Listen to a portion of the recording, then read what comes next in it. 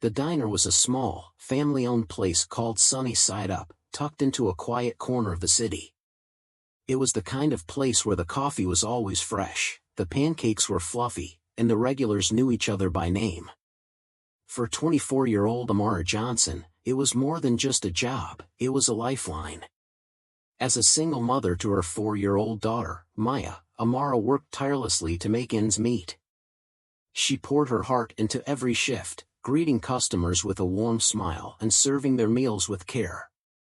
But not everyone appreciated her efforts. The diner's owner, Mr. Harold Grayson, was a middle-aged man with a permanent scowl and a reputation for being difficult. He was the kind of boss who micromanaged everything, from the way the tables were set to the tone of his employees' voices. But his most glaring flaw was his prejudice. He had a habit of making snide comments about Amara's dark skin, often referring to her as too dark to work the front of the house. "You're better off in the kitchen," he'd say, his voice dripping with disdain. "Customers don't want to see someone like you." Amara bit her tongue, swallowing her anger and humiliation. She needed this job. For Maya. One busy Saturday morning, everything came to a head. The diner was packed, and Amara was juggling multiple tables, her movements quick and efficient. She had just delivered a stack of pancakes to a family when Mr. Grayson stormed over, his face red with anger. "What do you think you're doing?" he snapped, his voice loud enough to draw the attention of nearby customers. Amara blinked, confused. "I'm just serving the customers, sir." "I told you to stay in the kitchen," he barked. "You're scaring people off with that look of yours." Amara's heart sank. She glanced around, noticing the uncomfortable stares of the customers. Her cheeks burned with shame, but she forced herself to stay calm. "I'm just doing my job, Mr. Grayson. The customers don't seem to mind." "Well, I mind," he shouted. "You're fired. Get out of my diner." The room fell silent. Amara stood frozen, her hands trembling as she clutched her tray. She wanted to argue, to defend herself, but the words wouldn't come. Instead, she nodded, her eyes brimming with tears, and walked to the back to grab her things. As she left the diner, she heard one of the regulars, an elderly man named Mr. Thompson, mutter, "That's not right. She's the best waitress you've got." But no one else spoke up. That night, Amara sat on the floor of her small apartment, holding Maya in her arms. She had no idea how she was going to pay rent or buy groceries. The weight of her situation pressed down on her, threatening to crush her spirit. But as she looked at her daughter's innocent face, she knew she couldn't give up. "Mommy, why are you sad?" Maya asked, her tiny hand brushing away Amara's tears. Amara forced a smile. "I'm not sad, baby. I'm just thinking." "About what?" "About how strong we are," Amara said, her voice steady. "No matter what happens, we'll get through it. Together."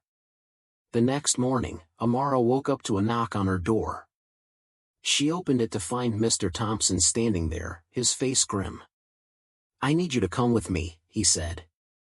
"There's something you need to see." Confused but curious, Amara grabbed her coat and followed him to the diner. When they arrived, she was shocked to see a crowd gathered outside, their faces angry and determined. At the center of it all was Mr. Grayson, his face pale as he was confronted by a group of people holding signs that read "Justice for Amara" and "No room for racism." "What's going on?" Amara asked, her voice barely above a whisper. Mr. Thompson smiled. "After what happened yesterday, a few of us decided we'd had enough. We called the local news and the labor board. Turns out, your boss has been breaking a lot of laws, not just with you, but with other employees too." As Amara watched, 2 police officers approached Mr. Grayson and placed him in handcuffs. The crowd erupted in cheers, their voices loud and unified.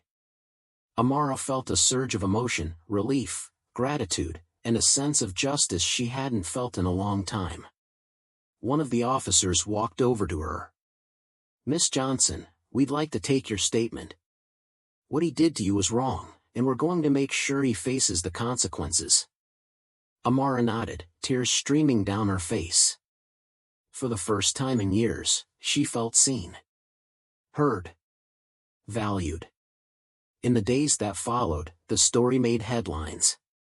The community rallied around Amara, offering her support, job opportunities, and even donations to help her and Maya. The diner was temporarily closed as investigations continued, but the regulars made it clear they wanted Amara back, not as a waitress, but as the new owner. "You've got the heart and the hustle," Mr. Thompson told her. "This place should be yours." Amara couldn't believe it. It felt like a dream she never thought possible. With the community's help, she began the process of taking over the diner, renaming it Maya's Place in honor of her daughter. Months later, the diner reopened under Amara's leadership. It was brighter, warmer, and more welcoming than ever. The walls were adorned with photos of the community, and the menu featured dishes inspired by Amara's heritage. Customers flocked to the diner, not just for the food, but for the sense of belonging Amara had created. As for Mr. Grayson, he was sentenced to community service and ordered to pay restitution to the employees he had mistreated. He was also banned from ever owning a business again. On the diner's opening day, Amara stood behind the counter, watching as Maya played with the other children in the corner. She felt a sense of pride and gratitude she couldn't put into words. She had faced darkness, but she had emerged stronger, braver, and more determined than ever. And as she looked around at the smiling faces of her customers, she knew one thing for certain: this was just the beginning.